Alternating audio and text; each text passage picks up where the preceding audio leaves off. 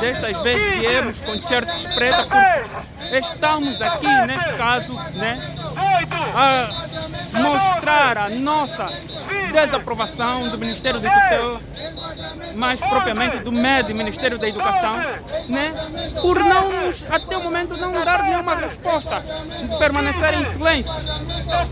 E estamos aqui a representar tão somente os professores de todas as províncias. Eu mesmo estou a representar Luanda, há quem está aqui a representar Malange, porque deve de se deslocar, há quem está cá a representar o Bengue, porque teve de se deslocar de Luanda, há quem teve que representar outras províncias, 8,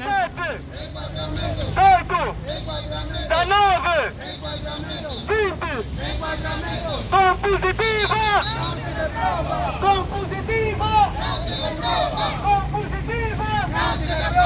Nós queremos! Enquadramento direito! Nós queremos!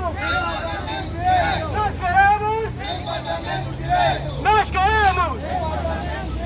Nós queremos! Enquadramento Se direito! o missa pode! O MED também pode! Se o missa pode! O MED também pode! Se o missa pode! O MED também pode! Nós queremos! Enquadramento direito! Nós queremos! Enquadramento direito! Nós queremos! Enquadramento direito! Com 16 valores de reprova!